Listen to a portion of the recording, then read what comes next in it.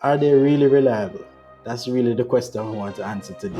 EVs are 26% less reliable than internal combustion vehicles. I think what we're experiencing more is growing pains in the industry rather than there being an inherent inefficiency within the technology platform itself. I've owned a Tesla for about 5 years now, and I've had several incidences where we've had like accidents to repair, and a Tesla takes a lot longer time to repair. And again, it's not because of the battery or the motor or the design of the vehicle. It's because Tesla's supply chain is a little bit more constrained than, let's say, Toyota's.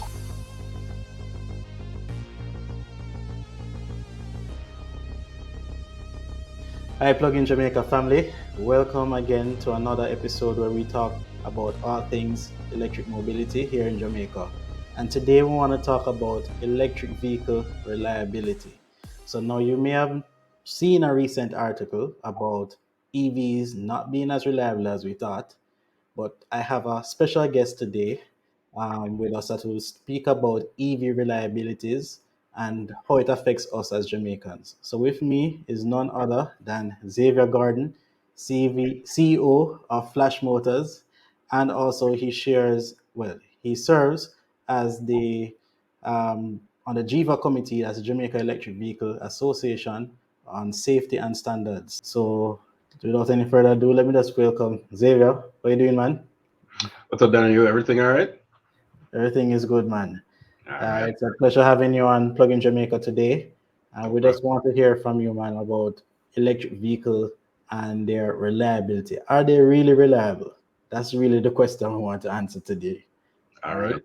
More than happy to talk about it. I've been driving electric, since 2016. So I think I have, quite a few years of, direct experience to share. And then Mhm. obviously being in the business, I have an intimate knowledge of sort of where it is automobile sales and service are going to go, and how that affects, the customer and, what reliability looks like for that business. Okay, great.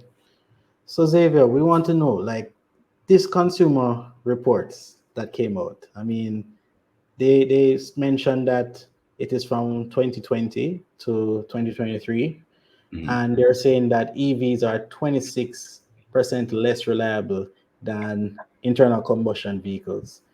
What's your thought on that?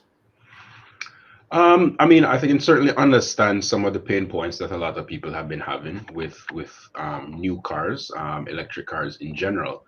One thing we have to really bear in mind is that the platform itself is pretty new, and with the exception of some EV only manufacturers like, let's say, Tesla, it's a new manufacturing process, building process, design process, implementation process than it would be for a lot of traditional manufacturers. So I think what we're experiencing more is growing pains in the industry rather than there being an inherent inefficiency within the technology platform itself. Even if we're going to talk about Tesla, Tesla is a relatively new vehicle manufacturer. So, I think the pain points that have been pointed out in the report more have to do with the inexperience in manufacturing the cars or servicing the cars, or the fact that the supply chain isn't quite as mature as existing supply chains, more than the actual electrified side of the vehicle, the design, the battery, the motor, etc., etc. I believe those parts continue to show that they're quite reliable. Right. Okay. So you're saying, therefore, then that the study would have included other components outside of the core components of the EVs, and Right. Tesla has proven to be more reliable. Okay. Yes and no. I mean, I've owned a Tesla for about 5 years now, and I've had several incidences where we've had like accidents to repair, and a Tesla takes a lot longer time to repair. And again, it's not because of the battery or the motor or the design of the vehicle. It's because Tesla's supply chain is a little bit more constrained than, let's say, Toyota's. So Right. my ability to get body panel parts when it's in an accident, or my ability to get enough qualified technicians. There are not as many people who can service a Tesla as compared to a Toyota. So those factors will definitely increase the amount of time it takes for my cars to service if that part of the business isn't matured enough to be able to keep up with demand. And I say Tesla because Tesla's demand is so high. It's not that they're service centers or part systems really are immature is that their demand is so high. The Tesla Model Y is the most widely sold car in the world, right? That's more than Right. Toyota Corolla or RAV4 or anything else, and that's just in a short few years. And so I think what we're seeing more is the growing pains of keeping up with that demand rather than there actually being a problem with the Tesla Model Y. Well, that's really reassuring, and that makes sense. It's not a matter of, as you said, the vehicle not being reliable. We probably take that word very literally, but it's the demand that is um, causing probably the parts not to be as available as you said other reliable cars that we know, right? Right. It's about maturation of the market, right? And I use Toyota because Toyota is a great example. In Jamaica and the rest of the Caribbean, Toyota has such a mature supply chain. There are so many parts available. There are so many people who can service it that, if you have a Toyota, you don't have to necessarily go to the Toyota dealer. You can go down by the mechanic that you know and trust and rely on for, the past 20 years, and he can do the exact same thing. That's Right. not necessarily the case with electric vehicles just as yet. It will take time, and I mean, that's why we're still early on the adoption curve in some countries. Other countries like Norway or China, they're much further ahead and they have that volume on the back end to be able to support it. So you're not going to see that lack of reliability in some of those places. Okay, that makes sense. So you mentioned some things there about maturity, and Toyota is 100 year, 100 odd years old. Tesla is what, 10 years old probably. Yeah, So yeah, coming up on about you can understand, But exactly. I would like to know what are some of the aspects then that would go into this study to affect the reliability score. I mean, user experience is always going to be one. When you look at, again, someone going into an electric vehicle, never having an electric vehicle, they're going to be growing pains. I think more and more you're finding that people who buy an electric car and have a good experience with that brand will buy another electric car. But you also have the brands that aren't necessarily serious about electrification, and people may buy it because of the brand, not the technology, and they may have less than desirable results. And I was just praising Toyota in one sense in terms of having a very supply mature chain, but then if you look at Toyota's reliability with their electric vehicles, and I don't mean the plug-in hybrids, I'm talking their pure electric vehicles, it's not quite the same. And again, we know Toyota can do it, but it's that growing pains that they're having. So if you're a loyal person to a particular brand and you happen to try their fully electrified vehicle, but as a company they haven't fully pivoted into it, you may go back and say, well, this is not the same experience I'm getting with my ICE vehicle. Something must be wrong with the electric vehicle. It's not necessarily the vehicle, it's the support system that's behind it. So same vehicle, same company, two different vehicles, you're getting a different experience.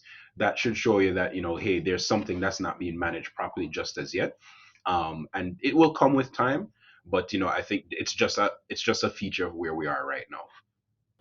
That totally makes a lot of sense, Xavier. Thanks for that. Because I was wondering if something is wrong with me, if I'm an anomaly, because my EVs, I've never had a problem with it. Hmm. Um, Even the dispatch still blows my mind. I've not changed it because of the whole region braking, um, Right. almost one pedal driving. So reliability for me speaks to how soon do I have to change something, you Hmm. know, you know, how soon does it break down? And I've never had that experience. So that totally makes sense. So for Jamaicans then, what would you say are some of the challenges that we might have because of this, or how does reliability affect us here in Jamaica, and what are some of the solutions that we could probably get from it?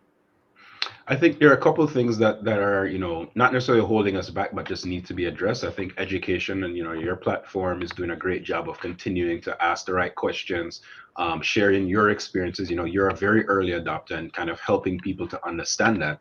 I would say there are probably a lot more Nissan Leafs on the road because of you guys and the work that you guys have done than there would have been otherwise. So I think there's a direct correlation in education and sharing your experiences with people. So I think continuing to do that is going to be important. So whether it's platforms such as yourself or the industry association in Jiva, or the different car dealers that are selling, or the different actors like JPS and Evergo continuing to engage the public and educate the public, I think that needs to continue and probably intensify over the next few years. So I think that's the first important step.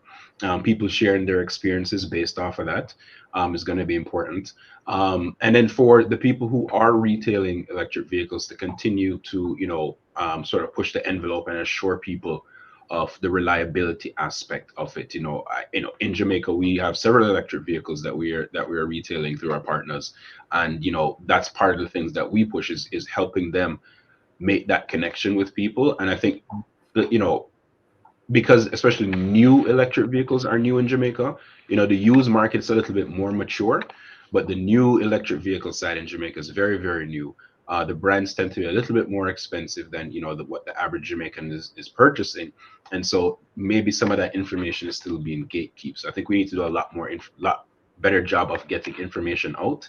As you would have known, we have participated in a study with the Inter American Development Bank, where we did a trial of electric vehicles for the government as well as with some commercial fleets in Jamaica. And so that report was published, I believe, late last year. And that showed some great reliability information in terms of vehicles being used every day for commercial use and just the uptime that was available with them.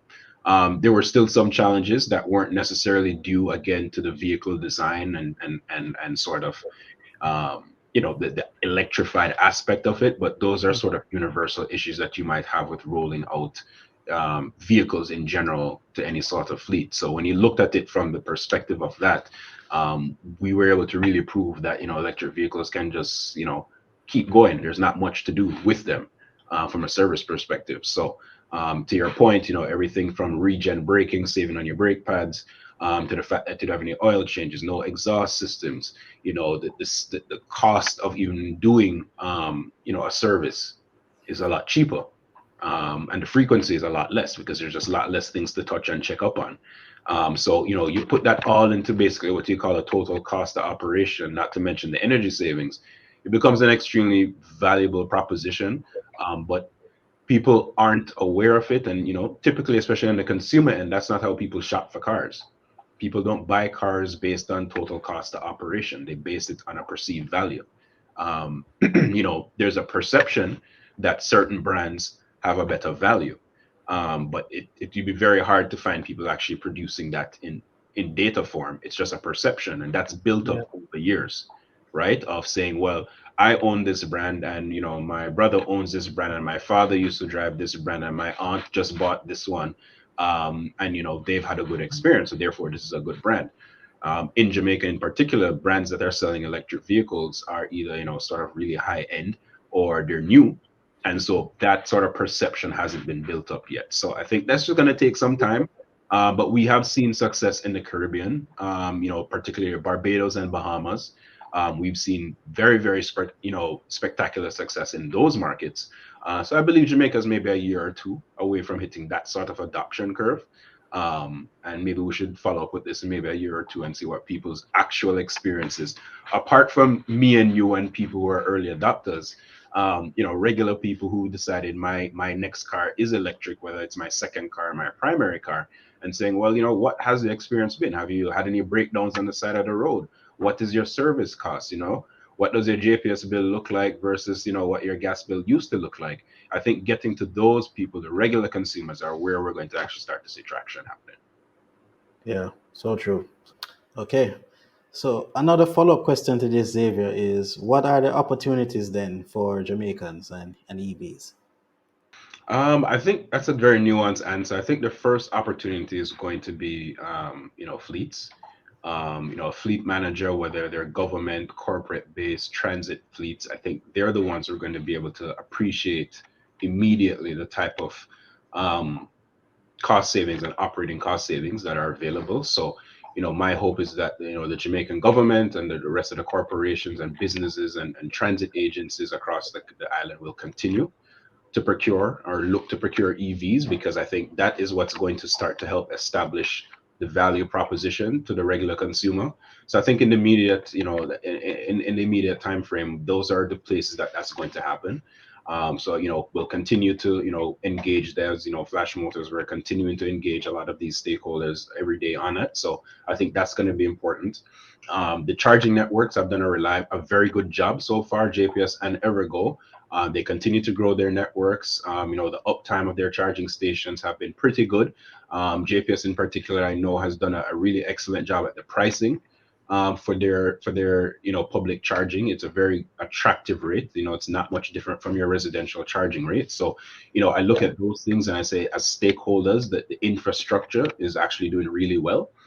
Jamaica probably has the most DC charging stations in the Caribbean right now, which is great. It's one of the bigger markets. So, and they're continuing to invest more in that. So, I think that box has been ticked. And then, I think there are some really good opportunities for us to continue to explore, tying in, the ability to do domestic power generation into that. Everything right now, I think, is very grid based, which is great and fantastic. But, the opportunity that electric vehicles provide for an individual is, if they had a solar system, they could be charging their vehicle based off of that. And I know a lot of early adopters have been doing that and, enjoying the savings and having that control and independence over their transportation energy needs. So I think that's a very important part. And, the Solar Industry Association and the Electric Vehicle Association, it's typically a lot of the same people, the same skill set, the same mindset. In fact, the consumer, who buys a solar system is probably the consumer is most likely to buy an EV and vice versa. The company that is likely to install a solar system is a company that is also likely to buy some EVs. So I think there's a natural marriage there. And, if you go back to the early 2000s with solar, it took a long time for it to catch on in Jamaica, right? But look at where we are now, where everybody seems to understand it and understand and appreciate the value proposition that it provides. I think it's going to be the same with electric vehicles, but probably a little bit quicker. So I'm hoping that it's not going to take us 15, 20 years for solar, like it took for solar to catch on. I'm hoping it'll take us, maybe 5 years with EVs for that to catch on to the average consumer. Amen to everything you're saying. Yeah. I think it's, you know, the point that we need to make of how this can benefit us as Jamaicans, not just our pockets, but Hmm. also considerations for the environment, right? So, pleasure speaking with you, Xavier. Always. And, I just want to leave a question here for our viewers. What are your thoughts on EVs in Jamaica? Are you encouraged? Are you discouraged? Or are you on the fence still? Let us know in the comment section below. And as always, you can check out what Xavier is doing with Flash Motors, and also we have his role on Jamaica Electric Vehicle Association. Feel free to just engage us in the chat, and we can discuss further anything that you might have of concern when it comes to EVs in Jamaica. All right. So thank you for viewing. Remember to like, share, subscribe this channel. We will bringing you so many more topics on EVs and the happenings in Jamaica. So stay plugged in, Jamaica.